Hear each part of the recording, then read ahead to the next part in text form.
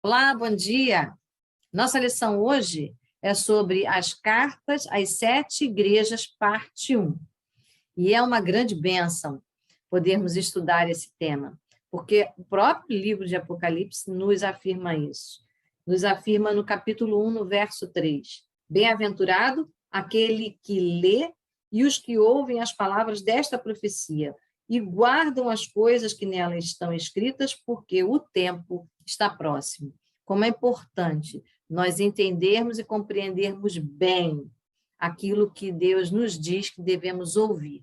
Por isso, nós também, ao lermos o capítulo 2 e 3, vamos perceber que esse termo, quem tem ouvidos ouça, ele se repete várias vezes. A palavra ouvir, no hebraico, significa obedecer. E a gente obedece quando a gente entende. E esse livro, ele é escrito, nós já estudamos isso, com vários símbolos, com muita simbologia, com metáforas. Compreender, ouvir e compreender e interpretar é entender aquilo que Deus quer para obedecer. Então, lá no grego, a gente vai entender, vai ouvir e entender. Lá no hebraico, a gente vai obedecer. Essa palavra ouvir é muito importante, porque quando Deus fala, a palavra de Deus não volta vazia, Deus é fiel. Então, se nós obedecermos e guardarmos aquilo que a palavra de Deus diz, nossa vida é uma vida bem-aventurada, é uma vida feliz, é uma vida segundo o propósito de Deus. E tudo que Deus tem para nós é bom, perfeito e agradável.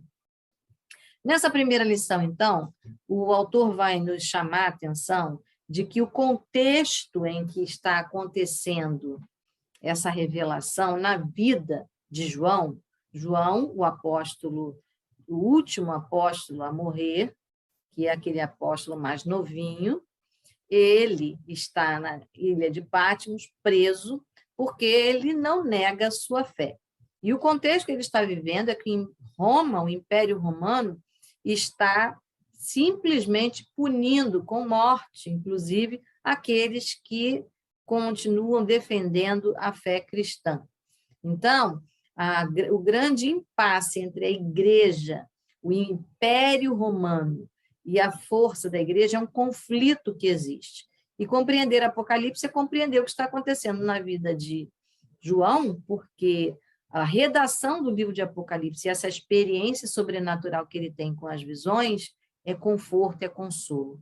Então, já vai a primeira lição para a minha vida e para a tua vida, que quando nós estamos em grande sofrimento, fique atento, o próprio Deus vem nos confortar, ele vem nos consolar, assim como aconteceu lá no Antigo Testamento, no livro de Daniel, há muitos anos atrás, no cativeiro babilônico, e lá Deus o confortou, Deus o consolou, e também abriu a sua visão, e veio o anjo do Senhor para ajudá-lo na interpretação. E o próprio Daniel teve também uma visão com muitos simbolismos, porque essa é a linguagem apocalíptica, aquilo que fala para o futuro. Então, no dia em que eu e você, como lição, entendemos assim, nesse texto, quando temos muitas más notícias, quando temos perdas, quando temos aflição, quando temos conflito e perseguição, que é o que estava acontecendo aqui, porque o que está acontecendo na vida de João é aquilo que nós estudamos em primeiro, segundo e terceira carta de João e o livro de Judas. É o mesmo contexto. A grande perseguição, crentes abrindo mão da sua fé, ou então levando a fé de qualquer jeito, com muita carnalidade, inclusive distorcendo os valores da pessoa de Jesus. Mas quando estamos nesse conflito, em que a pressão é grande, corremos, inclusive, risco de morte por defender a nossa fé, fique certo, o nosso Deus, que existe, que é real, que não nos abandona, que nos envia cartas, que fala conosco, que nos dá visão, que usa de simbolismo, esse Deus vem nos confortar, esse Deus vem nos consolar. Então, o próprio Jesus se revela. E é interessante nós vermos isso, que lá no capítulo 3º da primeira carta de João, ele escreve assim: Amados, agora somos filhos de Deus, e ainda não é manifesto o que havemos de ser, mas sabemos que quando ele se manifestar, seremos semelhantes a ele, porque assim como é, o veremos. Então, o conforto, o consolo de Deus para João é usar da linguagem que ele já conhecia, como um filho de Deus em Israel, conhecia a profecia de Daniel, Deus vai usar os mesmos elementos, o mesmo jeito, o mesmo simbolismo para se apresentar agora, e confortar e consolar, e mostrar para João que esse conflito, essa perseguição, inclusive que o deixou preso na ilha de Patmos, onde ele está tendo essa visão, que esse momento passa, porque a vitória é do nosso Deus. E Deus, então, vai mostrar a pessoa de Jesus, vai revelar a pessoa de Jesus no capítulo 1, com algumas características muito interessantes. O Jesus glorificado. A descrição que nós podemos ver, tanto em Daniel quanto em Apocalipse, é que a pessoa de Jesus é um homem que está no meio dos candelabros, que são as igrejas, que eles têm um cinto de ouro, portanto, a verdade preciosa divina. Os cabelos eram brancos e alvos como a neve, ou seja, cheios de sabedoria. Tinha olhos de fogo, ou seja, aquele que queima a mentira, né? E é a verdade, que tem poder, são os olhos do Espírito Santo que tudo vê. Os seus pés eram semelhantes e brilhantes ao bronze polido, refinado numa fornalha. A sua voz como o som de muitas águas. Veja que a linguagem do próprio Apocalipse, onde ele descreve a pessoa de João, e se João está abandonado, longe da igreja, está lá na ilha de Patmos, nada melhor do que receber a visitação do próprio Deus. Então, dias de dificuldade na nossa vida, dias de perceber melhor quem é o nosso Deus. Diz assim no capítulo 7 de Daniel, no verso 9, eu continuei olhando até que foram postos uns tronos e um ancião de dias se assentou. E a sua veste era branca como a neve, o cabelo de sua cabeça como a limpa lã, e o seu trono chamas de fogo. Veja que é muito semelhante, ele usa do mesmo jeito de se apresentar. Então, se ele tinha esse dado, se ele já conhecia a profecia de Daniel, porque um bom cristão conhece a Bíblia hebraica, que é a Bíblia do tempo deles. Então, ele vai reconhecer, porque esse texto, Daniel 7, está falando de uma visão de vitória. Deus está falando com Daniel sobre vitória. E agora, com João, Deus está falando a mesma coisa, está mostrando que haverá vitória.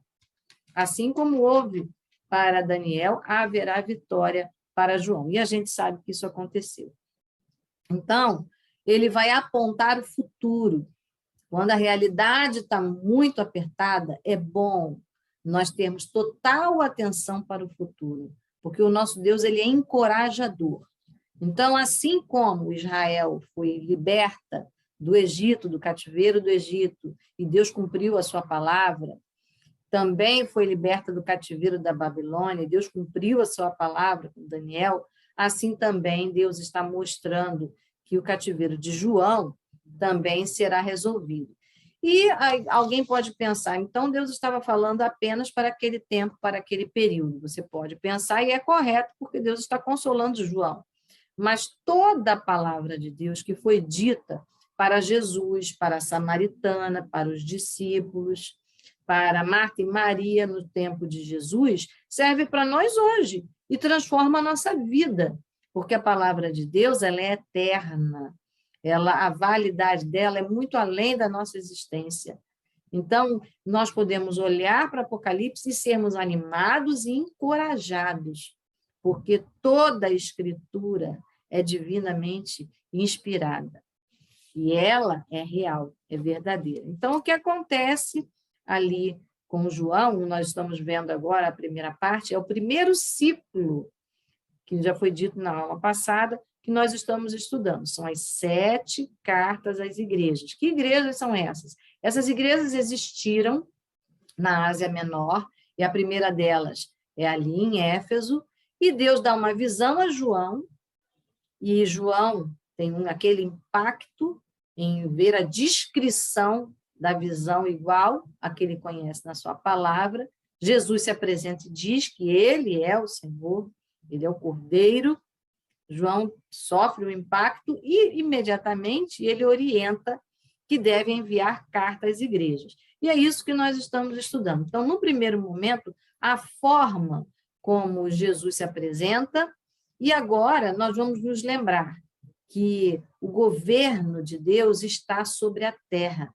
E ele está mostrando que aquela situação de aflição que João está passando, e todos os cristãos que com ele vivem naquele tempo, essa aflição passará. Tanto é verdade que o mundo hoje sabe, né, o que é o cristianismo, e ele se expandiu, ele não acabou com a prisão de João. Também, nessa visão, nós podemos ver isso no capítulo 1, do verso 12 ao verso 15, mas nós podemos ver a forma como Jesus mostra uma espada de 2 gumes saindo da sua boca. E por toda a Escritura nós sabemos que a palavra de Deus ela é espada cortante, né? E ela corta até a medula, né? Nós sabemos disso. Ela é uma espada cortante.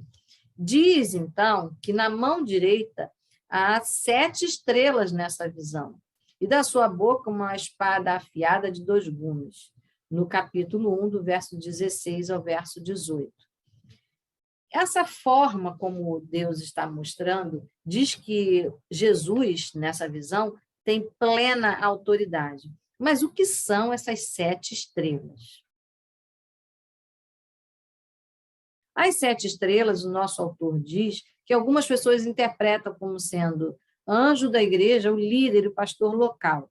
Mas, no entanto, o livro de Apocalipse mostra uma relação muito pessoal. Na visão, o próprio João interage com o anjo, assim como lá no livro de Daniel. Também Daniel interage, conversa com o anjo. Isso é comum na forma da redação apocalíptica. E é importante nós compreendermos isso, porque na nossa vida essa realidade acontece. Quando nós temos embates na terra, e ele ressalta bem isso na nossa lição, que as visões do profeta, que são de conflitos que acontecem enquanto fala com ele, no mesmo momento, também no céu, acontece uma movimentação. Sabe o que quer dizer isso? Que Deus está em tempo real na sua vida e na minha vida, interagindo, guardando, protegendo, orientando. Mas também vendo se nós estamos acertando ou errando. Por isso devemos ter temor a Deus e alegria de saber que o Senhor não nos abandona. Então, Deus está dizendo que as estrelas, elas representam anjos, uma relação estreita que Deus tem em guardar a sua própria igreja. Isso é importante a gente lembrar. Mas isso não nos dá espaço para imaginar que a gente tem um anjo da guarda, que a gente tem um anjo a nosso serviço, e por isso a gente deve se curvar a essa figura angelical. Com certeza nós devemos respeitar, mas não adorar. Adorar única e exclusivamente a Deus. Devemos respeitar todas as coisas que Deus criou, inclusive os anjos. Até porque eles estão portando também o recado de Deus, como está sendo visto aqui, as ações de Deus, a ministração de Deus na nossa vida.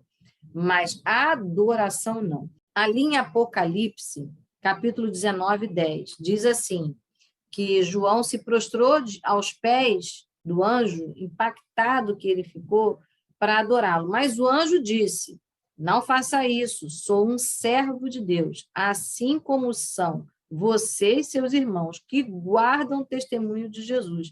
Adore a Deus, pois o testemunho de Jesus é o espírito da profecia. Então, você veja que vem de Deus realmente, porque ele não recebe adoração. Anjo nenhum está liberado para receber alguma adoração. Adoração só a Deus, é mandamento. Adorar a Deus sobre todas as coisas. Né? Também no capítulo 22, quando João está estarrecido, alegre, contente de ver e ouvir as coisas finais, agora diz o texto no capítulo 22, 8 e 9, diz que ele também ficou tão estarrecido que, depois de ter ouvido isso, prostrei-me diante dos pés do anjo, que me mostrou essas coisas para adorá-lo. Mas ele disse: não faça isso. Sou um servo de Deus, assim como você e seus irmãos. Não é interessante que, por 2 vezes, a forma como João iria reverenciar, ela é censurada? Então, não há respaldo. Por mais que nós tenhamos uma visão, por mais que nós tenhamos um êxtase em que, na dinâmica, a gente perceba um anjo celestial. Que bom, parabéns, mas não se esqueça, é ministrador, ele traz e executa a vontade de Deus na sua vida. Toda a honra, toda a glória a Deus. E a Bíblia diz que a ninguém Deus dá a sua glória, só a Deus. Você veja, então, que se Deus separa anjos para ministrar às igrejas, é porque elas não estão abandonadas. E por que eu digo isso? Porque as igrejas estão perseguidas, pessoas estão abandonando a fé, pessoas estão distorcendo a palavra, mas nem por isso Deus deixa e abandona aqueles que são fiéis, como João está sendo ao longo dessa redação. Jesus entre os castiçais. O livro de Zacarias, no capítulo 4, no verso 2, mostra uma visão que o profeta teve. E nessa visão, ele via também um candelabro com 7 braços. E essa palavra veio, essa visão veio para que Zorobabel pudesse ser encorajado, no meio de tanta dificuldade, a fazer a construção do templo, há muitos anos atrás. Então, a palavra de Deus agora encorajando João, que conhece essa profecia, mostra em visão para ele o candelabro outra vez. E o próprio Jesus andando no meio do candelabro. Lembre-se, João está isolado numa ilha, longe das igrejas para as quais ele escreveu cartas, 1 João, 2 João, 3 João, as pessoas que ele cuidava. Ele também tem uma preocupação. E será que o trabalho dele foi em vão? Será que tudo se perdeu porque ele agora está preso? Deus traz a visão, conforta, consola, mostra para ele esse candelabro, e isso é perceptível, porque Deus vai mandar que ele entregue palavra a 7 igrejas, e o candelabro tem 7 braços. Mas qual a relação entre candelabro e igrejas? Não se esqueça, o candelabro, ele porta o azeite que ilumina, que aceso ilumina. Então, significa que a igreja, ela também tem o azeite do Espírito Santo, e ela incendeia, e ela ilumina, e Jesus é a luz do mundo. Jesus edifica a sua igreja, e a sua igreja é unida, mas ela tem braços diferentes. Os discípulos eram diferentes. Os nossos dons, os dons que Deus nos deu, eles têm propostas diferentes para edificar a casa do Senhor. No entanto, é o seu corpo, funciona integralmente. É essa visão que é muito simbólica e clara para João, que está isolado. Então, ele está confortado, porque há anjo específico olhando e vendo a sua obra, a palavra que vai ser já entregue para essas igrejas, e azeite no candelabro existe porque Jesus anda entre os candelabros. É Ele que ilumina a sua igreja, é Ele que inspira a sua igreja. Então, essa é uma palavra inspiradora, confortadora para João e para nós no tempo de hoje. Algumas vezes a gente pensa, puxa, mas eu frequentei, né, me esforcei tanto evangelizando, cuidando de crianças, em ponto de pregação, eu visitei doente, os hospitais, né, e agora não posso dar continuidade a nada. A pandemia me trancou em casa, né? Agora a gente não pode mais fazer aglomeração, não pode fazer um ar livre. Você pode pensar, e tudo aquilo, olha só, já se passou 1 ano e meio. Será que as pessoas esqueceram da fé? Não se esqueça. Tudo que você plantou tem o azeite do Espírito Santo, tem a presença do Espírito Santo, tem o Senhor Deus que cuida. Ele é responsável. Nós somos lançadores da semente, mas o Senhor sustenta a sua igreja. Se Jesus está entre os candelabros e Jesus está cuidando de sua igreja, ele envia palavra de encorajamento, palavra de esperança, mas também palavra de correção e advertência. Como um pai que, quando viaja, manda um recadinho para cada filho, e ele envia cartas específicas, cartas para igrejas que vão ser marcantes. Cada igreja tinha uma dificuldade diferente, portanto, cada igreja tinha um elogio para receber, mas também uma advertência, uma correção. E essas características você verá na próxima aula. Então, vamos lá. A igreja de Éfeso era uma igreja mãe, numa cidade muito movimentada, por onde o evangelho irradiou as outras 6 igrejas circunvizinhas, e Jesus dá um recado. Ele diz para essa igreja sobre o seu senhorio.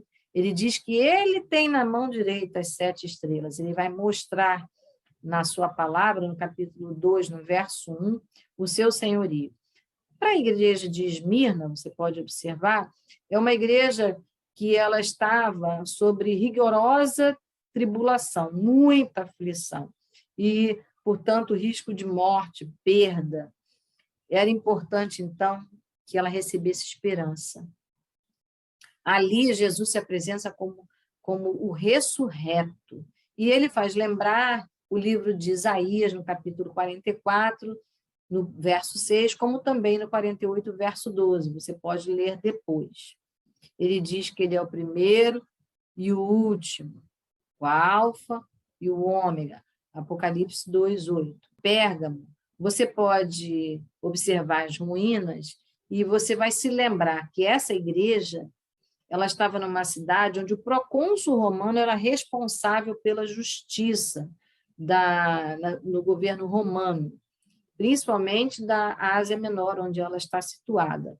Portanto, dali muitas decisões ruins saíam em injustiça para com os cristãos. Então, quando Jesus se apresenta a essa igreja, ele diz que ele tem a espada afiada de 2 gumes. Veja que Deus está falando de justiça. E isso significa justiça. Sua boca, sua palavra vai cortar todo o mal. Apocalipse 2:12. Outra igreja que Jesus enviou uma carta foi para a igreja de Tiatira. E nessa cidade existia um centro de adoração a Apolo, filho de Zeus, ou seja, idolatria, um deus grego. Nesse caso, Jesus vai afirmar que ele é o filho verdadeiro. E, portanto, é importante reafirmar. Isso é muito falado também ali em Colossenses, né? Quando se fala de quem é Jesus, a pessoa de Jesus. E o próprio livro de João e de Judas reafirma a divindade de Jesus. Mas em Apocalipse 2:18, Jesus manda o recado dizendo que ele tem olhos como chama de fogo e pés semelhante ao bronze polido. O que significa isso? Jesus tem autoridade e Jesus tudo vê, ele enxerga o coração idólatra que se diz cristão. Ele enxerga aquele que não está com o coração adorando apenas e unicamente a Jesus. Então, é importante ele dizer também que ele enxerga o verdadeiro adorador, aquele que dá a sua vida, mas não nega a sua fé. É necessário a gente observar isso. E Sardes era outra igreja. Nessa igreja, as pessoas estavam apostatando a fé, abandonando a fé. E Jesus diz, então, a essa igreja que ela está morrendo, a ponto do seu candelabro, ou seja, da luz de Cristo, se apagar ali, ser removida. Por quê? Porque eles precisavam reviver a fé. Então, Jesus avisa aquela igreja que estas coisas diz aquele que tem 7 Espíritos de Deus e as 7 estrelas. Por que ele está usando esse termo 7? 7 é perfeição, é completude, ou seja, ele tem toda a sabedoria da igreja na Terra, ele tem o vigor, o fôlego de vida. Então, Deus está dizendo que aquela igreja precisa reanimar a sua fé. Filadélfia, outra igreja. Essa igreja, ele faz uma citação sobre a chave. Ele diz que aquele que tem a chave de Davi abre e ninguém fechará, e que ele fecha, ninguém abrirá. Ou seja, ele tem o total controle dessa igreja. E essa igreja vai ser vista como uma coluna. Essa igreja vai ser vista como uma igreja que é semelhante à citação de Isaías 22, 22. Que Deus tem a chave, a autoridade. Laodiceia é outra igreja. Ele diz que ele tem o amém e a verdade, que ele é detentor do poder e da criação. Ele está censurando a arrogância falsa. Ele está censurando a igreja arrogante e falsa. Era uma igreja rica, uma igreja que ostentava, mas uma igreja em que estava fora dos princípios de Deus. E é muito interessante a gente observar quando ele diz que ele apresenta o amém.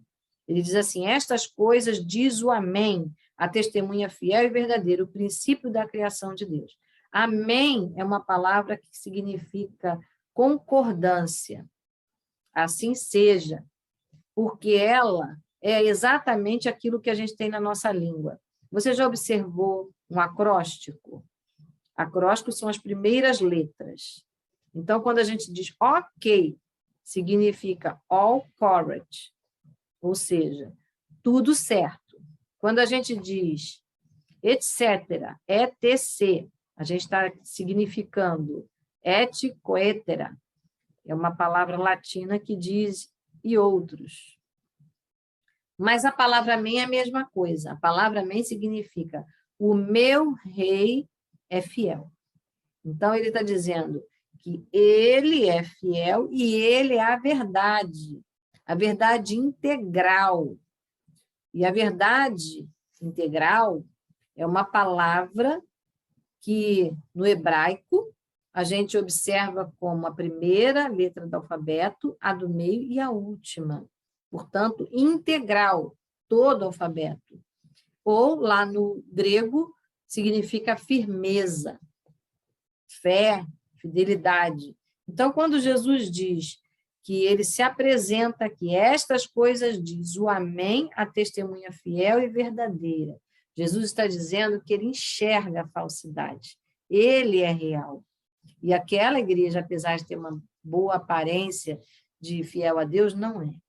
Então, nosso Deus, assim nós chegamos ao final da nossa lição, ele está dizendo que ele tudo vê, que ele tudo enxerga. Vamos orar? Senhor, nós queremos te agradecer por essa lição. Muito obrigada, porque, assim como João, também nós podemos confirmar que o Senhor tem cuidado da nossa igreja, o Senhor tem cuidado da nossa vida, o Senhor tem cuidado da nossa cidade. E apesar dos dias difíceis, até de perda de comunicação em muitos lugares, em muitas situações, nós sabemos que o Senhor é Deus, que tem cuidado de nós e vai continuar cuidando. Por isso, em nome de Jesus, recebe toda a adoração, recebe todo o louvor, toda a honra. Assim nós oramos e te agradecemos no nome exclusivo de Jesus. Amém. Amém, que Deus te abençoe e anime-se. Próxima aula nós vamos estudar cada igreja. Deus te abençoe.